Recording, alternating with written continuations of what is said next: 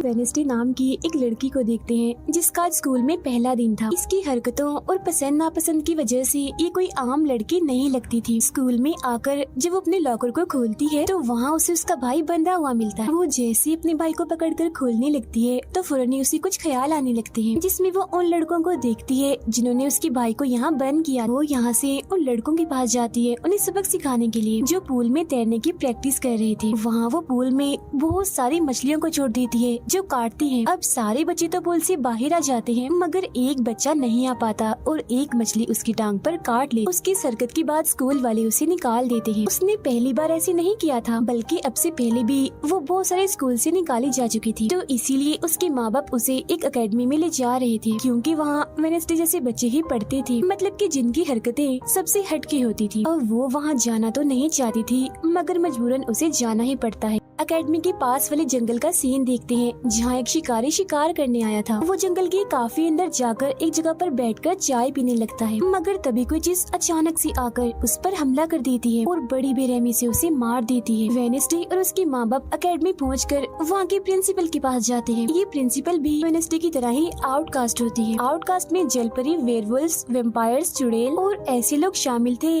जिनमें जादुई ताकतें पाई जाती है। और इस तरह के ही सारे बच्चे इस एकेडमी में पढ़ते हैं। वेडनेसडे के साथ जिसने कमरे में रहना था, यानी उसकी रूममेट, उसने कमरे को काफी रंगीन बनाया हुआ था। इसीलिए सब कुछ वेडनेसडे को पसंद नहीं आता, क्योंकि उसे तो बस काला रंग ही पसंद था। यहाँ का सारा माहौल देखकर वो मुंह बना लेती है। तब उसकी रूममेट उससे पूछती है, तुम ठीक हो ना, क्या हुआ तुम्हें? जिस पर उसके डैड जवाब देते हैं, मेरी बेटी बड़ी अजीब है, काफी बोर है और बस इसे तुम जिंदा लाश समझो। अपने डैड की ये बातें सुनकर वेडनेसडे उन्हें घूरने लगती है। अब उसकी रूममेट उसे पूरी एकेडमी घुमा रही थी कि तभी एक लड़का वहाँ आकर वेडनेसडे से उसकी फेसबुक आईडी मांगता है, जिस पर वो कहती है, मैं कोई भी सोशल मीडिया इस्तेमाल नहीं करती, क्योंकि सोशल मीडिया हड्डियों को सड़ा देने वाली सिर्फ एक बीमारी है और कुछ भी नहीं। जाने से पहले वेडनेसडे की मॉम उसे कहती है, अब तुम यहाँ से कभी भाग नहीं पाओ। जिस पर वो कहती है, देख लीजिएगा, मैं आपसे वादा करती हूँ कि जल्दी मैं यहाँ से भाग जाऊंगी। वहाँ से जाते वक्त उसके डैड वहाँ एक हाथ छोड़ देते हैं ताकि वो वेडनेसडे पर नजर रख सके। उधर जंगल में जब पुलिस छानबीन करने आती है तो उन्हें उस शिकारी की लाश के टुकड़े अलग अलग जगहों पर पड़े मिलते हैं। ऐसा हादसा वहाँ पहली बार नहीं हुआ था, बल्कि तीसरी बार ऐसा हुआ कि एकेडमी के इस जंगल में कोई मारा गया। और वेडनेसडे अपने कमरे की सारी रंगीन चीजें हटा देती है और अपने रूममेट से कहती है, शोर मत करो, कमरे में शांति बनाओ, क्योंकि ये मेरे नॉवल लिखने का वक्त। मगर वो तो गाना लगाकर डांस करने लगती है, जिससे वेडनेसडे को गुस्सा आ गया था और वो उसे गाना बंद करने को कहती है। तो वो रूममेट अपने पंजे दिखाकर उसे डराने लगती है, क्योंकि वो थी एक वेयरवुल्फ, मतलब कि आधी इंसान और आधी वुल्फ। तभी इधर एक टीचर आती है जो काफी अच्छी थी और वो वेडनेसडे को वेलकम के तौर पर एक फूल गिफ्ट देती। अब अगले दिन जब वेडनेसडे कहीं जा रही थी तो उसके डैड का छोड़ा हुआ वो हाथ छुप छुप कर उसे देख रहा था और फिर तभी उसके ऊपर एक स्टैचू गिरने वाला था, मगर बिल्कुल ठीक वक्त पर एक लड़का जिसका नाम जेवियर है उसे बचा लेता। लेकिन इस हड़बड़ी में वो बेहोश हो गई थी और जब उसे होश आती है तो बजाय जेवियर का शुक्रिया अदा करने की वो उसे कहती है कि मुझसे ये उम्मीद मत रखना कि मैं तुम्हारी शुक्रगुजार रहूंगी, क्योंकि तुमने मुझे बचाकर गड़बड़ कर दी, मेरी इतनी अच्छी मौत को टाल दिया। तब जेवियर कहता है, मैं तुम्हें काफी पहले से जानता हूँ, जब हम 10 साल के थे तब हमारी मुलाकात हुई थी, हम दोनों खेल रहे थे तो मैं जाकर एक ताबूत में छुप गया, लोग मुझे जलाने ही वाले थे मगर तुमने मेरी जान बचा ली और आज मैंने तुम्हारी जान बचाकर हिसाब बराबर कर। वेडनेसडे जब अपने कमरे में आती है तो उसे अपने बेड पर कुछ महसूस होता है। वो जैसे बिस्तर हटाती है तो वहाँ उस हाथ को देखकर फौरन उसे पकड़ लेती है और पूछती है, तुम कौन हो और यहाँ क्या कर रही हो? जिस पर वो कहता है, मुझे तुम्हारे डैड ने तुम पर नजर रखने को कहा है, वही मुझे यहाँ पर छोड़ कर गए हैं। और वो उसे कहती है, मगर आज के बाद तुम मेरे लिए काम करोगे, वरना मैं तुम्हें हमेशा हमेशा के लिए दराज में बंद कर दूंगी। तो वो इस चीज के लिए मान जाता है कि ठीक है, मैं हर तरह से तुम्हारी मदद करूँगा।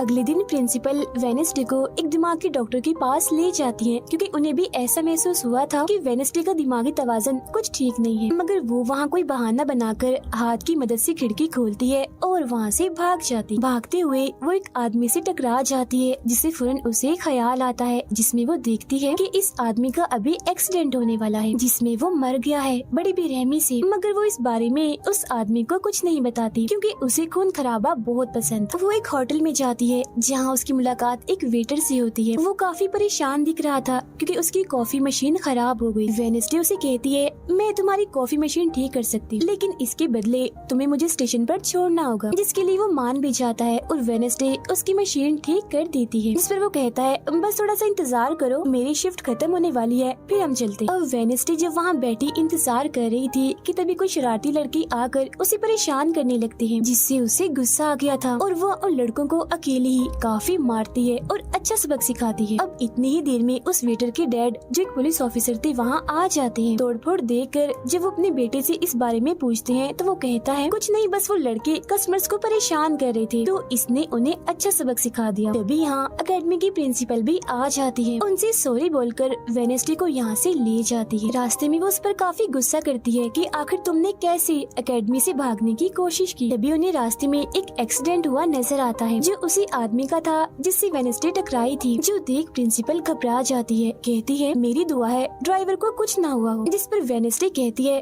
वो तो मर गया है और उसकी गर्दन भी टूट गई है। फिर अकेडमी में आने के बाद वेडनेसडे गिटार बजाने लगती है। वो काफी अच्छा बजा रही थी, जिसकी धुन प्रिंसिपल के साथ साथ काफी बच्चों को भी पसंद आती। रूममेट जब कमरे में आती है तो उसकी नजर हाथ पर पड़ती है, जिस बारे में वो वेडनेसडे से पूछती है कि ये क्या चीज है, जिस पर वो जवाब देती है कि ये हमारी एडम फैमिली का एक मेंबर है। अब हम एक अनजान लड़के को देखते हैं जो लाइब्रेरी में जाकर एक किताब से एक सफा फाड़ लेता है जिस पर एक तस्वीर बनी हुई। उधर हाथ वेटर के घर पहुंच जाता है, जिसे देख वो काफी डर गया था और उसे मारने लगता है। फिर हाथ उसे बैठने का इशारा करके उसे वेडनेसडे का नंबर देता है और उसे फोन करने का कहता है। फिर जब वेटर उसे कॉल करता है तो वो कहती है कि हमारी अकेडमी में एक त्योहार मनाया जाने वाला है जहाँ सभी बच्चे आएंगे, मैं वहाँ से भागने वाली हूँ और अगर तुम मुझे स्टेशन तक पहुँचा दोगे तो मैं तुम्हें काफी अच्छा इनाम दूंगी। जिस पर वो वेटर मान भी जाता है। फिर जब वो त्योहार में जाती है तो देखती है कि प्रिंसिपल की नजर मुझ पर ही है, इसीलिए वो एक आदमी को पैसे देकर प्रिंसिपल का ध्यान भटकाने का कहती है। अब वेटर वहाँ आकर वेडनेसडे के जाने से पहले उसे उसके डैड का एक पुलिस रिकॉर्ड तोहफे में देता है, जो उसने अपने डैड की फाइल्स में से चुराया था, क्योंकि उसके डैड एक पुलिस ऑफिसर जो थे। अब उस रिकॉर्ड को लेकर जैसे वो यहाँ से जाने लगती है तो तभी वो उस लड़के से टकरा जाती है जिसने बुक में से तस्वीर को फाड़ा था। टकराते ही वेडनेसडे को उस लड़के की मौत के ख्याल आने लगते हैं कि वो थोड़ी देर में मरने वाला है, जो बहुत ही भयानक थी। वो लड़का अब जंगल की तरफ जाने लगता है तो वेडनेसडे भी उसके पीछे जाती है और कहती है, रुक जाओ, जंगल में मत जाओ, तुम्हारी जान को खतरा है, तुम मर जाओगे। मगर तभी वो उसे अपने जादू से उड़ाकर पेड़ पर लगा देता है और कहता है, खतरा मुझे नहीं तुम्हें है, बल्कि तुम खुद ही खतरा हो और मैं सब लोगों को तुमसे बचा रहा हूँ। उस दिन स्टैचू को मैंने ही तुम्हारे ऊपर गिराया था। जिसके बाद वो उसे एक तस्वीर दिखाता है और कहता है, इस तस्वीर में तुम ही हो जिसे मेरी मॉम ने 25 साल पहले बनाया था और ये उस वक्त की बात है जब वो इस अकेडमी में पढ़ती थी। मरने से पहले उन्होंने कहा था कि इस लड़की यानी तुम्हें मुझे रोकना होगा, नहीं तो तुम इस अकेडमी के साथ साथ पूरी दुनिया को ही तबाह कर दोगी। वो बस वेडनेसडे को मारने ही वाला था कि तभी एक बड़ा सा मॉन्स्टर आकर उस पर हमला कर देता है और बड़ी ही बेरहमी से उसे मार देता है। इसके बाद हम वेडनेसडे को उसके कमरे में देखते हैं, क्योंकि उसने यहाँ से भागने के इरादे को खत्म कर दिया था, क्योंकि अब उसके दिमाग में बहुत सारे सवाल थे, जैसे कि मैं इस दुनिया के लिए खतरा कैसे हूँ, एक मॉन्स्टर ने आखिर मेरी जान क्यों बचाई, और साथ ही उसके डैड के खिलाफ पुलिस रिपोर्ट जिसमें उसके डैड के ऊपर एक कत्ल का इल्जाम था।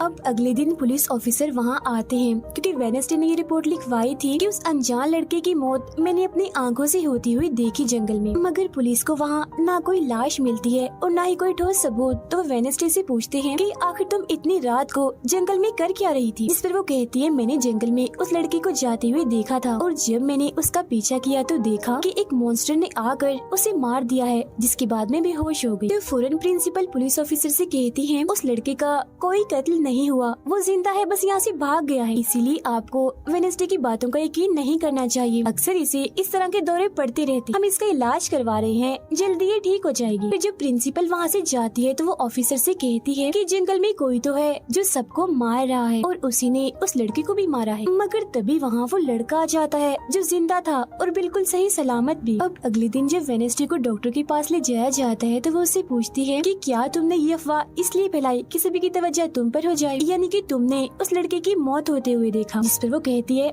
मैं जानती हूँ मैंने क्या देखा है, ओके मुझे तुम्हें बताने की कोई जरूरत नहीं। अगले दिन उसे पता चलता है कि उसी लड़के को बगैर किसी वजह से एकेडमी से निकाला जा रहा है, इसीलिए वो अपने साथी उस हाथ को उस लड़के के पीछे लगा देती है। अब प्रिंसिपल के कहने पर वेडनेसडे एक एक्टिविटी में हिस्सा लेती है, जिस मकसद के लिए वो क्लब ज्वाइन करती है, जहाँ उसके साथ सिर्फ एक ही लड़का था जिसके साथ उसकी दोस्ती हो जाती है। फिर जब हाथ उस लड़के के पीछे जाता है तो देखता है कि वो अपना रूप बदल रहा है, जहाँ पहले वो एक बुरा इंसान और फिर एकेडमी के प्रिंसिपल का रूप ले लेता है। जिसके बाद हाथ आकर ये सारी बात वेडनेसडे को बता देता है। अब जब क्लास शुरू होने वाली थी तो जेवियर उससे कहता है कि मेरी साथ वाली सीट खाली है तो तुम यहाँ बैठ जाओ, तो वो उसके साथ आकर बैठ जाती है। जेवियर यहाँ मकड़ी की तस्वीर बना रहा था और फिर अपने जादू से वो उसे जिंदा भी कर देता है, मगर एक ही झटके में वेडनेसडे उसे मार देती है और उसकी राख उड़ा देती है। अब एक लड़की जो काफी बदतमीज थी और विलन भी थी, उसकी और वेडनेसडे के बीच काफी बहस हो जाती है, क्योंकि दोनों ही एक दूसरे से काफी चिढ़ती थी, एक दूसरे को जरा भी पसंद नहीं करती थी। और इसके बाद वेडनेसडे अपनी जगह अपनी रूममेट को उस क्लब में भेज देती है जहाँ वो एक्टिविटी की प्रैक्टिस कर रही थी, और खुद वो अकेली ही चली जाती है एकेडमी की उस जंगल में मॉन्स्टर को ढूंढने के लिए। वेडनेसडे को वहाँ उस अनजान लड़की का टूटा हुआ चश्मा भी मिलता है, वही अनजान लड़का जिसे मॉन्स्टर को मारता हुआ इसने देखा था। और अब जैसे ही वो इस चश्मे को छूती है तो लाइब्रेरी में उसे वहाँ एक किताब भी दिखती है, तो वो उस किताब को खोजने लाइब्रेरी में चली जाती है, मगर उसे वहाँ उस तरह की कोई भी किताब नहीं मिलती। जिसके बाद वो चुपके से जेवियर के कमरे में चली जाती है, क्योंकि वो लड़का और जेवियर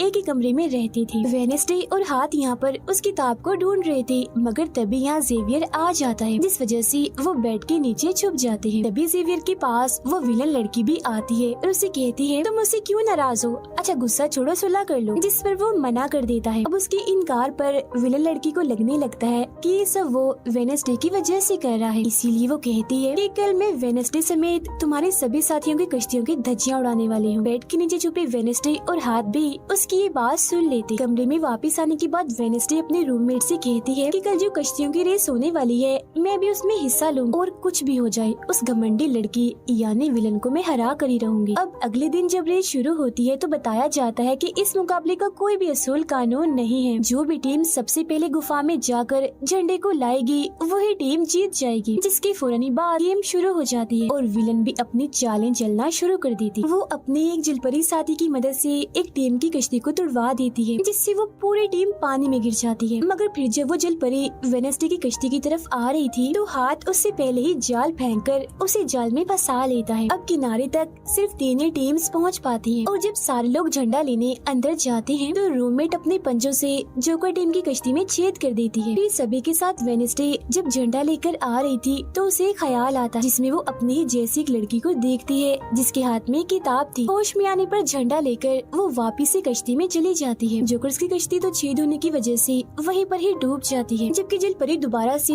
वेडनेसडे की कश्ती पर हमला करने लगती है, मगर हाथ पानी में जाकर जलपरी को जोर से मुक्का मार। अब वेडनेसडे अपनी कश्ती से बहुत सारे तीर निकाल कर विलन की कश्ती में छेद कर देती है, जिससे उसकी कश्ती डूब जाती है और वेडनेसडे की टीम इस रेस को जीत जाती है। अब ये 4 साल में पहली बार हुआ था जब उस विलन को किसी ने हराया था, इसीलिए आज वो गुस्से में आग बगोला हुई।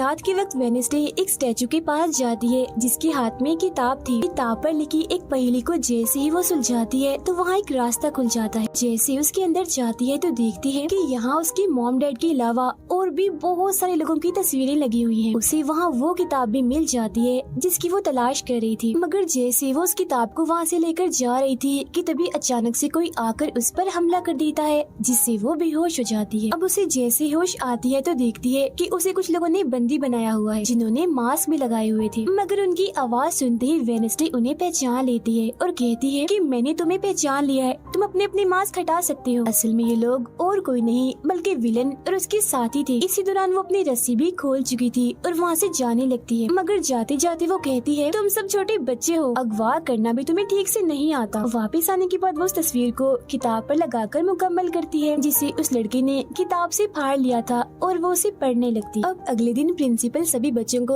एक प्रोजेक्ट देती है जिसमें उन्हें शहर की सारी दुकानों पर जाकर काम करना था। शहर पहुंचने के बाद वेडनेसडे जेवियर को वो किताब दिखाकर पूछती है कि क्या तुम इस किताब को पहचानते हो, जिस पर वो कहता है हाँ। इस किताब को लेकर मेरे और उस लड़के के बीच में लड़ाई भी हुई थी, जिसके बारे में तुमने कहा था कि मॉन्स्टर ने उस पर हमला कर दिया था। ये किताब एक जादूगर की है और 30 सालों से भी ज्यादा पुरानी है, तो तुम इसके साथ क्या कर रही हो। ये सुन वो उससे पूछती है तुम उस जादूगर के बारे में और क्या जानते हो। वो कहता है कुछ खास नहीं, अगर तुम उस जादूगर के बारे में जानना चाहती हो तो तुम्हें उसके घर जाना होगा, जो काफी पुराना एक खास घर है। अकेडमी के सारे बच्चे भी अलग अलग दुकानों में जाकर काम करने लगते हैं। वेडनेसडे एक वेट्रेस बनी थी, मगर उसका नखरा गुस्सा देखकर कोई भी उसे खाने की चीज नहीं लेता। वेडनेसडे का दोस्त पेस्ट्री खा रहा था कि तभी शरारती बच्चे आकर उसे परेशान करने लगते हैं और बस फिर होना क्या था, वेडनेसडे वहाँ आती है और उन्हें खूब मारती है। इसके बाद वो अपने उस दोस्त को लेकर जादूगर के घर जाती है ताकि वो सारी सच्चाई जान सके कि आखिर बात क्या है, और उस किताब के बारे में भी। उसे वहाँ जादूगर की बहुत सारी चीजें और एक पेंटिंग भी दिखाई देती है। पेंटिंग में वो उसी लड़की को किताब पकड़े हुए देखती है जो उसे गुफा के पास भी दिखी थी। उसके ख्याल में जब उनकी रेस में वेडनेसडे झंडा लेने गई, फिर उसे वहाँ इस पेंटिंग वाले लड़की की किताब भी मिल जाती है, मगर वो खाली थी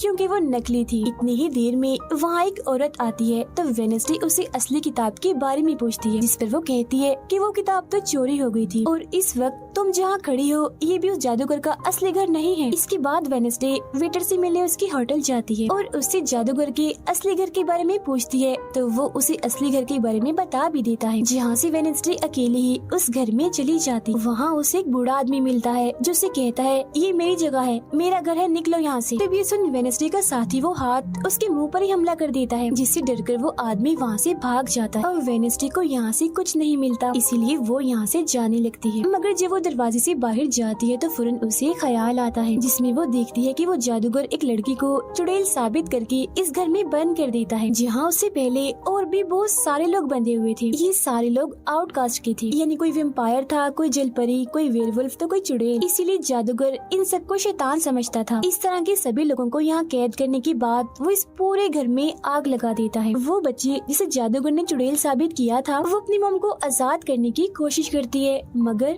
नहीं कर पाती क्योंकि सभी लोगों को जंजीर की मदद से जमीन के साथ बांधा हुआ था। सिर्फ वो बच्ची ही आजाद थी, इसीलिए अपनी माँ के कहने पर उसे बेसमेंट के जरिए वहाँ से भागना पड़ता है। जिसके बाद वो जादूगर जो बेहद ही जालिम था सभी आउटकास्ट के लोगों को जला देता है। तभी वो लड़की वेडनेसडे के पास आती है और कहती है वो बहुत ही जालिम है, हम सबको मार देगा। तब इतनी ही देर में वो जादूगर भी वहाँ आ जाता है, जिससे वेडनेसडे डर जाती है और वापिस से होश में मतलब कि मौजूदा वक्त में आ जाती है। होश में आते वो हाथ से कहती है मैंने उस लड़की को देख लिया, उसने मुझसे बात भी की, मुझे लगता है वो मेरे खानदान की कोई मेंबर है। तभी यहाँ जंगल वाला मॉन्स्टर आकर इस घर पर हमला कर देता है, मगर जब उसकी नजर वेडनेसडे पर जाती है तो वो यहाँ से भाग जाता है। वेडनेसडे और हाथ उसका पीछा करते हैं, मगर देखते हैं कि मॉन्स्टर के कदमों के निशान तो इंसानी पैरों के निशान में बदल गए। अगले दिन उस जादूगर की मूर्ति को इज्जत के तौर पर इस जगह पर लगाया जाने वाला था, क्योंकि शहर के लोग तो उसे अपना हीरो ही मानते थे। और आज वेडनेसडे को वहाँ गिटार बजाने के लिए बुलाया गया था, लेकिन वो लोग जैसे मूर्ति लगाकर अपना काम करने लगते हैं तो तभी वो हाथ तीली फेंक कर मूर्ति को आग लगा देता है, क्योंकि वेडनेसडे के कहने पर उसने पहले ही मूर्ति पर पेट्रोल डाल दिया था। आग देखकर सारे लोग वहाँ से भाग जाते हैं, मगर वेडनेसडे अभी भी वहाँ बैठी गिटार बजा रही होती है। साथ ही वो मूर्ति को जलता हुआ देखकर खुश भी हो रही थी। अब प्रिंसिपल को वेडनेसडे पर ही शक था, मगर उसके खिलाफ प्रिंसिपल के पास कोई सबूत नहीं था। अब जादूगर के जिस पुराने घर में वेडनेसडे गई थी, जहाँ वो बूढ़ा आदमी था, वो अभी भी वही रुका हुआ था। मगर तभी वो मॉन्स्टर वहाँ आता है और उस बूढ़े आदमी पर हमला कर देता है। लेकिन मरते मरते वो बूढ़ा आदमी मॉन्स्टर की 2-3 तस्वीरें अपने कैमरा में बना ही लेता है। पुलिस को जब ये खबर मिलती है तो फौरन छानबीन करने पहुँच जाती है, जहाँ उन्हें बूढ़े आदमी के कैमरा से मॉन्स्टर की तस्वीर भी मिल जाती है। अगले दिन हाथ मुर्दा घर जाकर वहाँ लगी कैमरा पर कोई चीज लगा देता है ताकि जो वो करे उसे कोई ना देख सके। फिर वो दरवाजा खोलता है तो वेडनेसडे अंदर आती है। वो यहाँ दरअसल उस बूढ़े आदमी के जख्मों को देखने आई थी जिसे उस मॉन्स्टर ने मारा था। वो बूढ़े आदमी की लाश को देखकर सारा डेटा अपने पास रिकॉर्ड कर लेती है, जबकि हाथ उसकी एक फाइल बनाने में लग जाता है। तभी वहाँ डॉक्टर और पुलिस ऑफिसर भी आ जाते हैं। तब छुपने के लिए वेडनेसडे एक बॉक्स मिस हो जाती है। फिर जब डॉक्टर उस बॉक्स को खुला हुआ देखते हैं तो फौरन उसे चेक करते हैं, मगर जब वेडनेसडे को उसमें पड़ा हुआ देखते हैं तो उन्हें लगता है कि ये भी एक लाश है, इसीलिए वो उस बॉक्स को बंद करके वहाँ से चले जाते हैं। मगर फिर जब हाथ उसे वहाँ से लेने आता है तो वो कहती है, अच्छा तंग मत करो प्लीज, थोड़ी देर और सोने दो, बड़ा मजा आ रहा है। फिर इसके बाद वो अपनी छानबीन से ये पता लगवा लेती है कि वो मॉन्स्टर असल में जिस्म के हिस्सों को इकट्ठा कर रहा है। फिर अगले दिन जब वो अकेडमी जाती है तो उसे जेवियर की गर्दन पर किसी के पंजों के निशान दिखते हैं। अब हम जेवियर को एक केबिन से बाहर आता हुआ देखते हैं और क्योंकि वेडनेसडे को उसके जख्मों पर पहले से ही शक था तो वो भी उसका पीछा करते करते वहाँ आ गई थी। उसे वहाँ पर बहुत सारी मॉन्स्टर की ड्राइंग्स और तस्वीरें दिखती हैं। एक तो तस्वीर को लेकर जैसे वो वहाँ से जाने लगती है तो तभी जेवियर उसे देख लेता है और जाने से रोक देता है, मगर वेडनेसडे उसका ध्यान भटकाने के लिए उसे बस एक ही बात कह देती है कि क्या तुम आज रात होने वाली डांस पार्टी में मेरे साथ चलोगे। जिसके बाद वो जेवियर की बनाई मॉन्स्टर की ड्राइंग्स ले जाकर पुलिस ऑफिसर को दे देती है, जिस पर वो कहते हैं इससे हम किसी को भी नहीं पकड़ सकते, कोई ठोस सबूत लेकर आओ। अब वेडनेसडे अपनी सारी रिसर्च को अपने दोस्त के सामने रख देती है ताकि वो उसकी मदद कर सके। उनमें से एक ड्राइंग को देखकर उसका दोस्त कहता है कि मैं इस जगह के बारे में जानता हूँ। जिसके बाद वो वेडनेसडे को उस जगह पर ले जाता है जो एक गुफा थी, जिसके अंदर जाकर उन्हें बहुत सारी हड्डियाँ और एक हथकड़ी भी मिलती है। थोड़ा छानबीन करने पर उसे वहाँ एक नोकदार बड़ा सा नाखून भी मिलता है, जिसे वो अपने पास रख लेती है। जिसके बाद वो जेवियर के पेंटिंग वाले केबिन में जाती है और डस्टबिन से एक कपड़ा जिस पर खून लगा हुआ था उसे निकाल कर अपने पास रख लेती। फिर जैसे वो वहाँ से जाने लगती है तो तभी वहाँ जेवियर आ जाता है और उसे पूछता है तुम यहाँ मेरे केबिन में क्या कर रही हो। उसकी बात डालकर वो उसे पूछती है ये जो चोट तुम्हारी गर्दन पर है ये तुम्हें कैसे लगी। तब वो बताता है कि पिछले कुछ दिनों से ये मॉन्स्टर मेरे सपनों में आ रहा है, इसीलिए मैं इसकी ड्राइंग्स बनाता हूँ, मगर एक दिन मैंने अपने जादू पर से कंट्रोल खो दिया और ड्राइंग के अंदर से मॉन्स्टर की पंजे ने निकलकर मुझे नोच लिया। लेकिन अब क्योंकि वेडनेसडे उस पर शक कर रही थी इसीलिए वो उस पर काफी गुस्सा करता है और फौरन उसे यहाँ से जाने का कहता है। अब वेडनेसडे वो खून लगा कपड़ा और नाखून जाकर पुलिस ऑफिसर को दे देती है और कहती है ये लो ठोस सबूत और बेशक डीएनए टेस्ट करवा लो, मेरे ख्याल से इतना सबूत काफी होगा, है ना।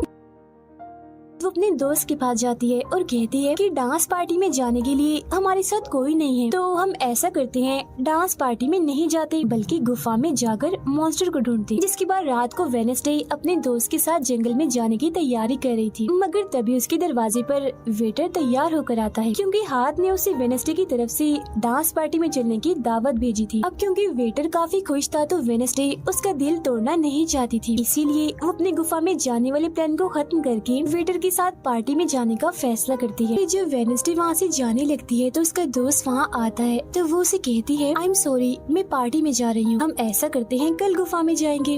लेकिन उसका दोस्त बगैर बताए अकेला ही उस गुफा में चला जाता है। उधर पार्टी में सारे लोग आकर काफी एंजॉय कर रहे थे। सब लोग अपने अपने साथी को लेकर पार्टी में आए हुए थे, जहाँ जेवियर अपने साथ उस विलन लड़की को लाया था। लेकिन जब वेडनेसडे वेटर के साथ वहाँ आती है तो उन दोनों को साथ देकर जेवियर जलने लगता है। जब सब लोग डांस कर रहे थे तो वेडनेसडे की डांस करने की स्टाइल से सारे लोग काफी हैरान रह जाते हैं क्योंकि वो काफी अजीब तरह से ही डांस कर रही थी। उधर जंगल में वेडनेसडे का दोस्त भी पहुँच गया था और छुपकर मॉन्स्टर की आने का इंतजार कर रहा था, मगर तभी वहाँ कोई आता है और उस गुफा में धमाका करके भाग जाता है। जेवियर लगातार उन दोनों को देखकर जल रहा था, इसीलिए वो विलन लड़की से कहता है कि तुम अपना लॉकेट उतारो और अपने जेल परी से मेरे लिए मदद मांगो ताकि मैं वेडनेसडे को भूल जाऊं। जो सुन विलन लड़की भड़क जाती है और उसे कहती है कि तुम तो पहले ये कहते फिर रहे थे कि मैंने अपने जेल परी से तुम्हें अपने काबू में किया है और अब तुम्हें किसी को बुलाने के लिए मेरी ही मदद चाहिए। तभी बाहर शरारती लड़कों का ग्रुप टैंकर लेकर आता है और डांसिंग क्लब के पंप में वो बड़ा सा पाइप लगा देते हैं और फिर तभी अचानक उस पार्टी में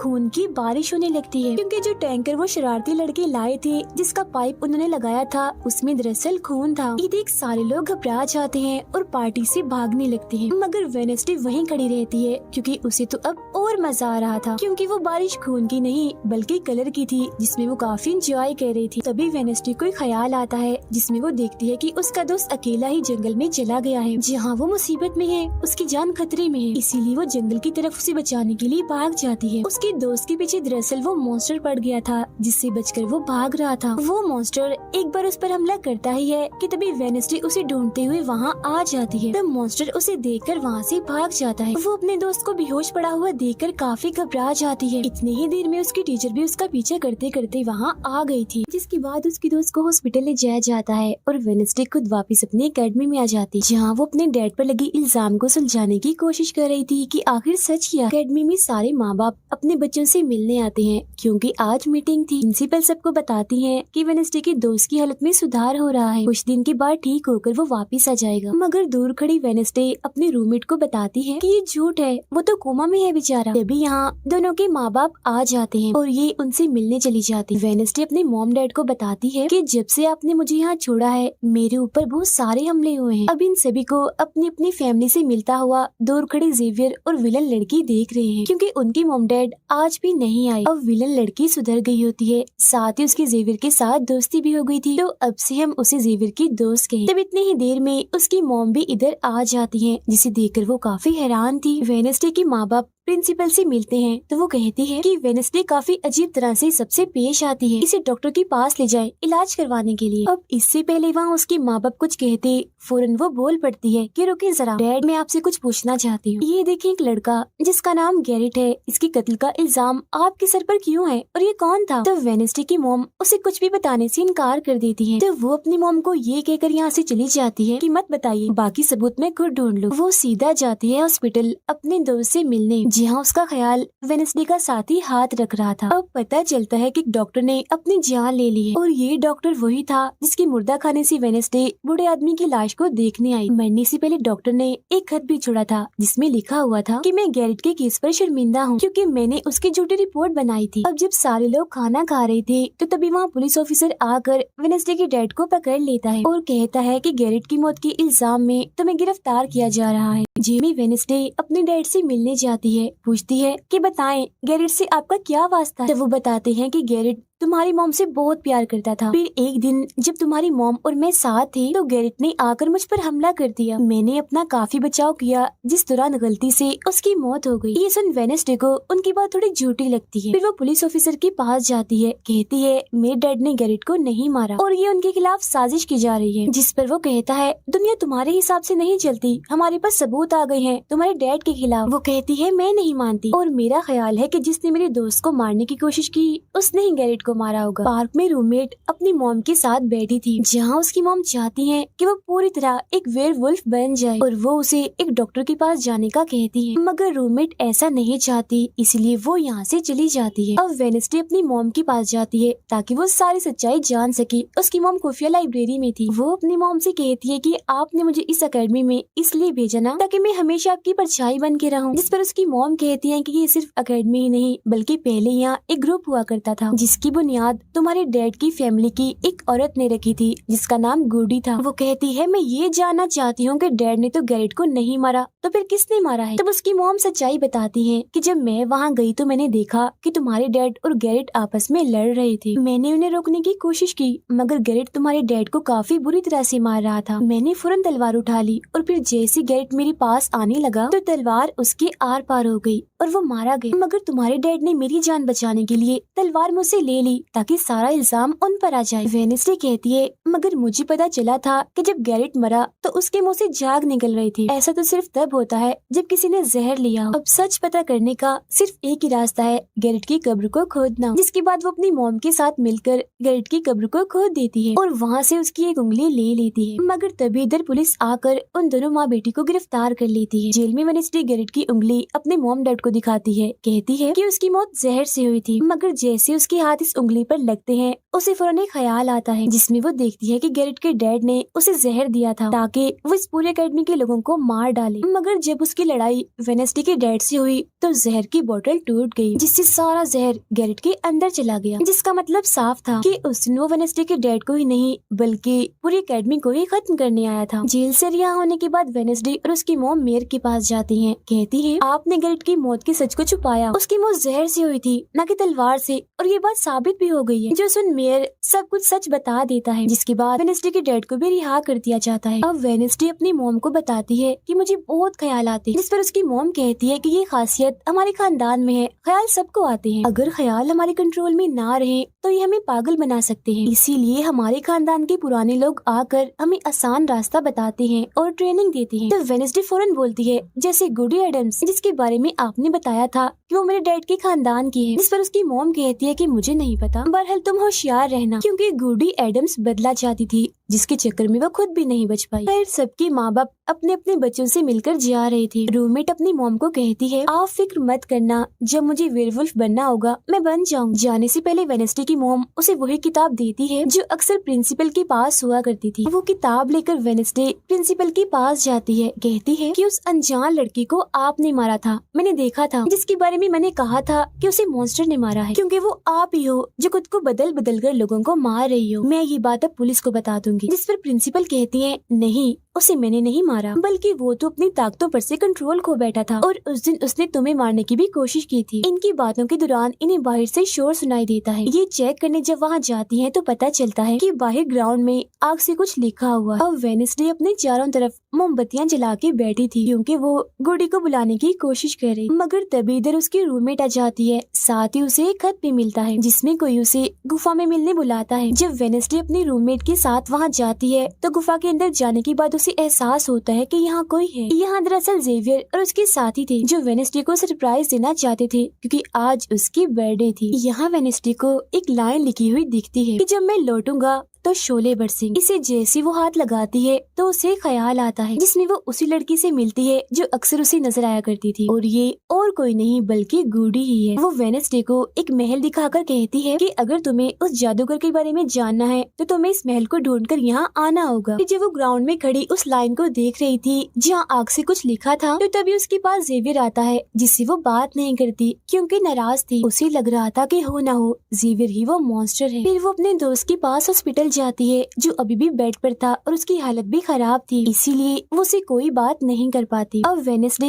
अपने दोस्त वेटर से मिलने जाती है और उसे उस महल जो गुडी ने दिखाया था उसकी तस्वीर दिखाकर पूछती है कि क्या तुम इस जगह के बारे में जानते हो, जिस पर वो मना कर देता। अब यहाँ तो उसका काम नहीं हुआ, इसीलिए वो उस तस्वीर को लेकर जेवियर के पास जाती है और उससे भी वही सवाल करती है कि क्या तुम इस जगह के बारे में जानते हो, मगर तभी उसकी नजर इसी महल की पेंटिंग पर जाती है जो जेवियर ने पहले से ही बनाई हुई थी, जिस पर वो बताता है कि ये जगह रात को मेरे सपने में आई थी तो मैंने इसे बना दिया। अच्छी बात ये थी कि जेवियर इस जगह के बारे में जानता भी था। तब उसे महल का पता लेकर वेडनेसडे वहाँ पहुँच जाती है जहाँ मेयर पहले से ही मौजूद था, और क्योंकि वो जान गया था कि असली कातिल कौन है तो वेडनेसडे उसकी गाड़ी में ही छुप जाती है। मगर जैसे मेयर की गाड़ी शहर में पहुँचती है तो कोई उनकी गाड़ी को ठोक देता है जिससे मेयर का एक्सीडेंट हो गया था। वो काफी जख्मी हो जाते हैं, उनकी हालत मरने वाली हो गई। फिर अब रात के वक्त वेडनेसडे वेटर और अपने रूममेट के साथ उसी महल में आती है। यहाँ उसे ऐसा महसूस होता है जैसे कोई इधर रह रहा है क्योंकि मोमबत्तियां गर्म थी और ये कमरा बिल्कुल साफ था। इतनी ही देर में वो मॉन्स्टर भी यहाँ आ जाता है जिससे बचने के लिए ये लोग छुप जाते हैं। ये लोग देखते हैं कि जिन जिन लोगों पर मॉन्स्टर ने हमला किया था उनके जिस्म के कटे हुए हिस्से यहाँ पर पड़े हुए हैं। अब वेडनेसडे अपने दोस्तों को मॉन्स्टर से बचाना चाहती थी, इसीलिए वो उन्हें यहाँ से ले जाती है। ये वेटर के घर जाते हैं जहाँ जैसे उसकी डेड आती है तो वेडनेसडे उन्हें कहती है कि मैं आपको कुछ दिखाना चाहती हूँ, क्योंकि वो पुलिस ऑफिसर जो थे वो जब उन्हें महल में ले जाती है तो वहाँ पर कुछ भी नहीं था। मतलब जिस्म के कटे हुए हिस्से जो पहले यहाँ पर रखे हुए थे अब वो वहाँ पर नहीं पड़े थे, जिससे पुलिस ऑफिसर को गुस्सा आ जाता है और वो कहते हैं कि आज के बाद तुम मेरे बेटे से नहीं मिलोगी। अब जब वेडनेसडे एकेडमी आती है तो वहाँ उसे प्रिंसिपल मिलती है जो कहती है कि तुम्हें मैंने कहीं भी जाने से मना किया था मगर तुमने मेरी बात ना मानकर अच्छा नहीं किया। जिस पर वो जवाब देती है, मैं सच का पता लगवाने गई थी इसीलिए मैं माफी नहीं मांगूंगी, मैंने कुछ गलत नहीं किया है। जिसके बाद वो प्रिंसिपल को एक पेंटिंग भी दिखाती है जिसमें वो जादूगर था और वेडनेसडे खुद थी। बताती है कि इसीलिए वो अनजान लड़का मुझे मारना चाहता था क्योंकि उसे लग रहा था कि एकेडमी के लिए मैं खतरा हूँ, मगर खतरा दुश्मन कातिल तो कोई और ही है, जबकि मैं तो इस एकेडमी और सबको बचाना चाह रही हूँ तो मुझे एक मौका मिलना चाहिए। प्रिंसिपल कहती है, नहीं,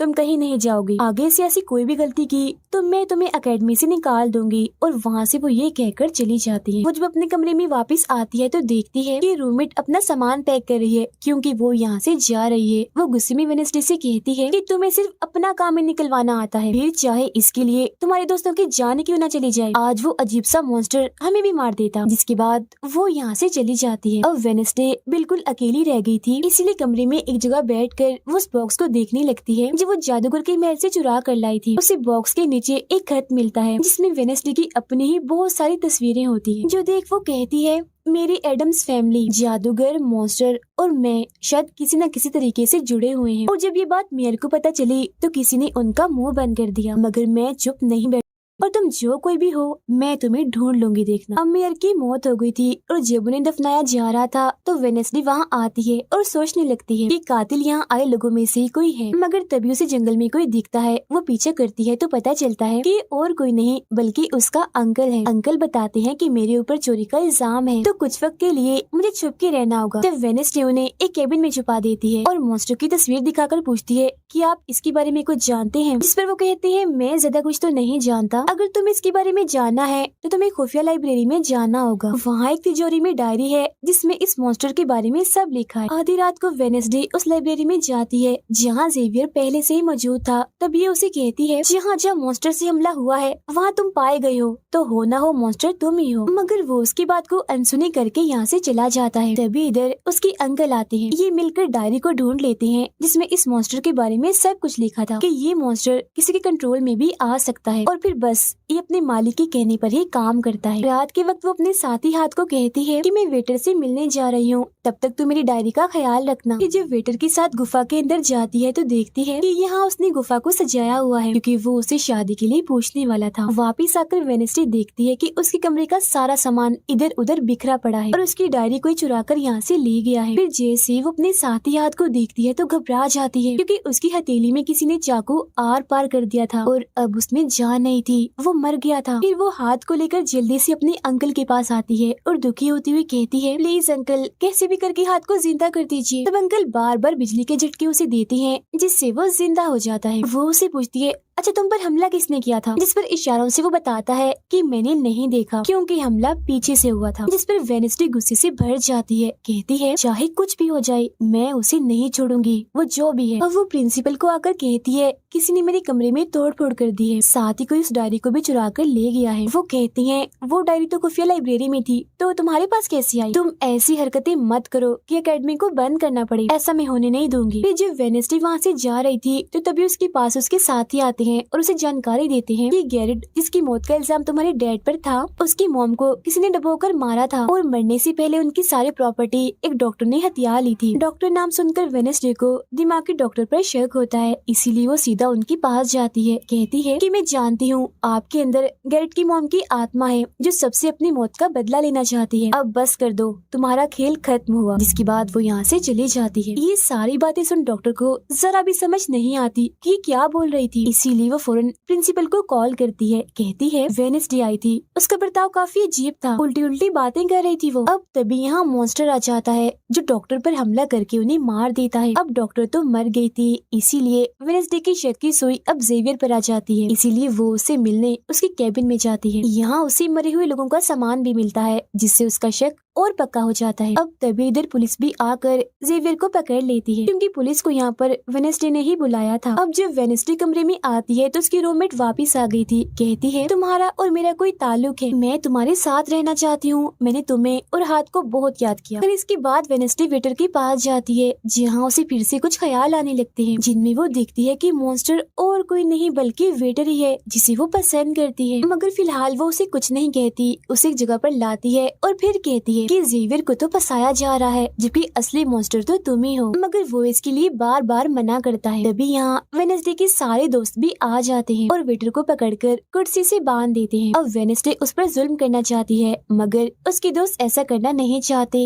इसीलिए वो यहाँ से चले जाते हैं। फिर जैसे ही वो वेटर को मारने के लिए आगे बढ़ती है कि तभी वेटर के डैड पुलिस ऑफिसर यहाँ आ जाते हैं और वेनेसडे को गिरफ्तार कर लेते हैं। हालांकि वो उन्हें कहती भी है कि असली कातिल आपका बेटा है, वही मॉन्स्टर है ये, मगर वो उसकी एक नहीं सुनते। फिर जब वो यहाँ से जा रही थी तो वेटर उसके पास आता है, कहता है कैसा लगा हारना, अभी तो और भी बहुत कुछ होना बाकी है बच्चों। जिसके बाद प्रिंसिपल भी वेनेसडे को कह देती है कि तुमने सारी हदें पार कर दी, इसीलिए तुम्हें एकेडमी से निकाला जा रहा है। लेकिन अभी भी वो बार बार एक ही बात कह रही थी कि वेटर ही असली मॉन्स्टर है, मगर फिर भी वो उसकी एक नहीं सुनती और जाने का कहती है। तब आखिरी बार वेनेसडे जेवियर से मिलने जाती है जो जेल में बंद था और उससे नाराज भी था क्योंकि वेनेसडे ने ही उसे पुलिस के हवाले किया था। हालांकि वो उसे बताती भी है कि मॉन्स्टर वेटर है और उसने मेरे जरिए तुम्हें फंसाया है। वो उसकी एक नहीं सुनता, कह देता है कि सारी मुसीबत की जड़ तुम हो। अगर तुम ये एकेडमी छोड़ के चली जाओगी तो कुछ भी गलत नहीं होगा। ये बात सुनने के बाद वो एक सेकंड भी नहीं रुकती और यहाँ से चली जाती है। वो अपने कमरे में आकर अपना सारा सामान पैक करती है, जिसके बाद वो सभी से आखिरी मुलाकात करती है। सबसे आखिर में वो अपने दोस्त से मिलने हॉस्पिटल में जाती है। कहती है मैं तो जा रही हूँ, तुम अपना ख्याल रखना और हाँ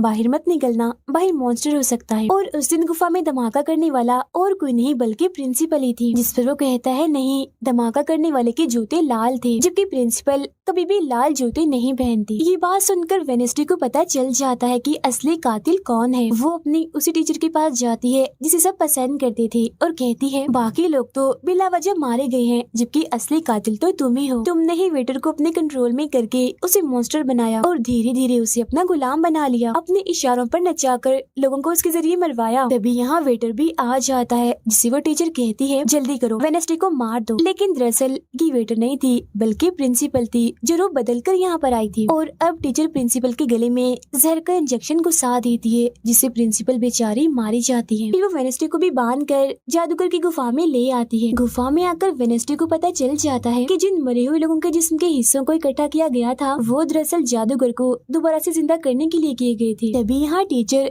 जो असली विलन थी वेडनेसडे को बताती है कि जब गुडी ने जादूगर को मारा था तो गुडी ने अपने खून से जादूगर की कब्र पर एक ताला लगा दिया था और अब जादूगर को जिंदा करने के लिए हमें गुडी की फैमिली मतलब एडम्स फैमिली के ही किसी इंसान का खून चाहिए, साथ ही पूरे चांद की रात भी हो। और अब हमें ये सुनहरी मौका मिल गया है जादूगर को जिंदा करने का, क्योंकि एडम्स फैमिली से तुम हो और आज पूरे चांद की रात भी है, हम तुम्हारा खून लेंगे। जिसके बाद टीचर वेडनेसडे के हाथ पर कट लगा देती है, जिससे उसका खून निकलने लगता है। फिर वो उसके खून से जादूगर की कब्र का ताला खोल देती है और फिर अगले ही पल जादूगर भी जिंदा होकर अपनी कब्र से बाहर आ जाता है। बाहर आते ही वो वेडनेसडे को चाकू मार देता है, जिससे वो जख्मी हो जाती है। इसके बाद वो एकेडमी को खत्म करने के लिए चला जाता है। अब तभी यहाँ गुडी एडम्स आती है और वेडनेसडे को बिल्कुल ठीक कर देती है, मतलब कि उसके जख्म, और कहती है मैंने तुम्हें ठीक तो कर दिया है मगर अब के बाद मैं तुम्हें नजर नहीं आऊंगी। जंगल की रास्ते से जब वेडनेसडे जा रही थी तो तभी उसके सामने वेटर आ जाता है। उसे टीचर कंट्रोल कर रही थी, इसीलिए वो मॉन्स्टर बनकर उस पर हमला कर देता है। वो बस उसे मारने ही वाला था कि तभी यहाँ एक वेयरवुल्फ आ जाती है, जो और कोई नहीं बल्कि रूममेट थी, जो आज पहली बार वेयरवुल्फ बनी थी, वो भी सिर्फ वेडनेसडे को बचाने के लिए। यहाँ वेयरवुल्फ और मॉन्स्टर के बीच काफी खतरनाक लड़ाई होती है, जिसमें वेयरवुल्फ मॉन्स्टर पर भारी पड़ रही थी और उसे काफी मारती है, अच्छा मजा चखाती है। इसके बाद वेडनेसडे जादूगर से लड़ने उसे रोकने के लिए एकेडमी में आ जाती है, जहाँ वेडनेसडे को बचाने के लिए जेवियर पहुँच जाता है। अब जैसे जादूगर जेवियर को मारने वाला था तो तभी सामने वेडनेसडे आ गई थी और वो बेचारी खुद जख्मी हो जाती है, मगर फिर भी वो जेवियर को कहती है कि तुम यहाँ से जाओ और बाकी एकेडमी वालों को बाहर निकालो, क्योंकि ये हम जैसे आउटकास्ट के लोगों को नहीं छोड़ेगा। जिसके बाद वो फिर से खड़ी हो जाती है, उसके हाथ में तलवार भी थी, जिसकी मदद से वो जादूगर से लड़ती है, मगर जादूगर काफी ताकतवर था, इसीलिए वो उसके सामने नहीं टिक पाती। वो बस उसे मारने ही वाला था कि तभी इधर जेवियर की दोस्त आकर जादूगर का ध्यान भटका देती है, जिस दौरान मौका देकर वेडनेसडे उठती है और तलवार के एक टुकड़े को जादूगर के दिल के आर पार कर देती है, क्योंकि ऐसा उसे गुडी एडम्स ने करने को कहा था। जहाँ जादूगर एक बार फिर से मर जाता है और उन्हें उसका जिस्म जलने लगता है और राख बनकर उड़ जाता है। जादूगर के मरते ही यहाँ वो टीचर आ जाती है, जिसके हाथ में गन थी,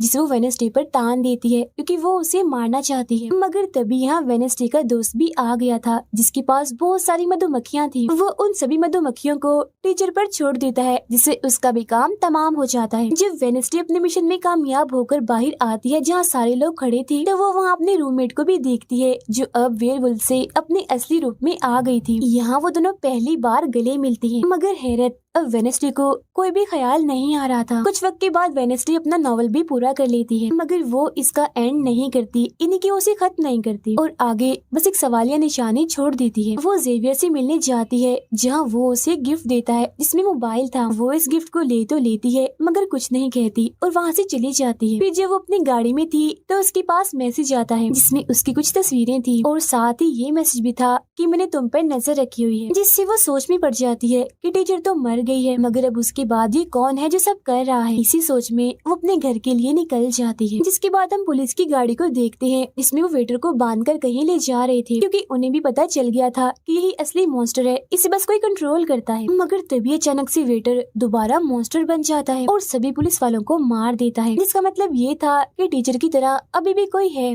जो इसे कंट्रोल कर रहा है और वो लोगों को मरवाता रहेगा इसके जरिए। और ये अनजान इंसान वही हो सकता है जिसने वेडनेसडे को मैसेज किया, यानी कि अभी भी कोई है जो एकेडमी को बंद करवाने में लगा है और मॉन्स्टर के जरिए खून खराबा कत्ल होना आम ही रहेगा। और इसी के साथ ही ये सीजन इधर ही खत्म हो जाता है।